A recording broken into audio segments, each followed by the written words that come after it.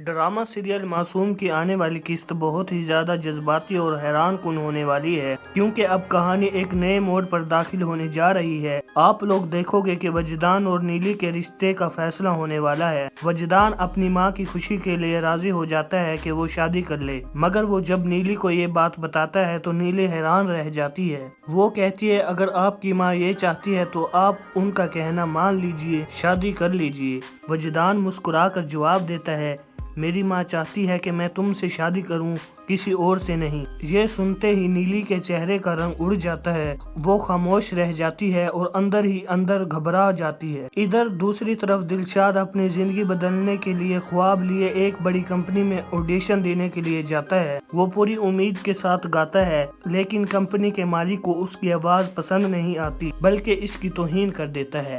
دلشاد کا دل ٹوٹ جاتا ہے، وہ بے بس ہو کر سڑک کے کنارے بیٹھ جاتا ہے اور سوچتا ہے کہ شاید قسمت نے اس کے لیے کچھ نہیں رکھا۔ وہ روتے ہوئے کہتا ہے محنت بھی کی، خواب بھی دیکھے، مگر نصیب ہی نہیں بدلا۔ تبھی قسمت اس پر مہربان ہو جاتی ہے۔ وہی شخص جو کبھی دکان پر اس کی آواز سن کر متاثر ہوا تھا، دوبارہ واپس آتا ہے اور دلشاد سے کہتا ہے تمہارے اندر ایک آگ ہے، ایک دن میں تمہیں اتنا بڑا سنگر بناؤں گا کہ لوگ تمہیں دیکھ کر حیران رہ جائیں گے۔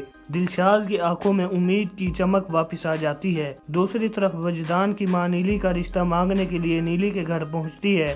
نیلی جب وجدان کی ماں کو اپنے گھر دیکھتی ہے تو اس کے ہاتھ سے چائے کا کپ نیچے گر جاتا ہے۔ سب لوگ حیران ہو جاتے ہیں اور نیلی کے چہرے کے تاثرات سب کچھ بیان کر دیتے ہیں۔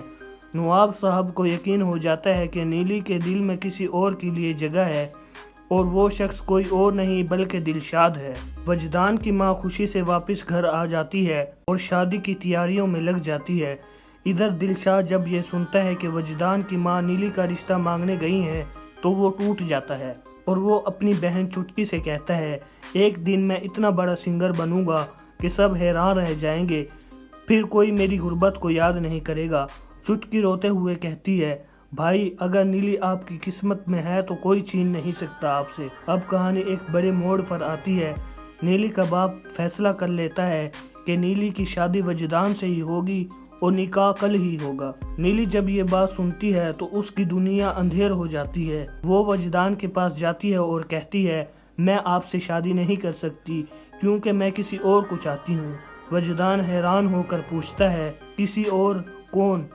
نیلی کی آنکھوں میں آنسو آ جاتے ہیں، مگر وہ کچھ نہیں کہتی۔ اب اگلی قسط میں یہ دیکھنا بہت دلچسپ ہوگا کہ دلشاد اپنی محنت سے کامیاب ہو پائے گا، کیا نیلی اپنی محبت کے لیے کھڑی ہو سکے گی، اور کیا وجدان اپنی ماں کی بات مان کر شادی کر لے گا یا سچائی جان کر پیچھے ہٹ جائے گا۔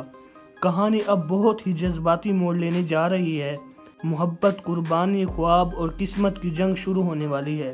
ناظرین آپ کے خیال میں نیلی کو کس کے ساتھ ہونا چاہیے، وجدان یا دلشاد؟ کومنٹ میں اپنی رائے ضرور بتائیں۔ ویڈیو کو لائک کر دیں، چینل کو سبسکرائب کر دیں۔ ملتے ہیں اگلی ویڈیو میں، تب تک کے لیے اللہ حافظ۔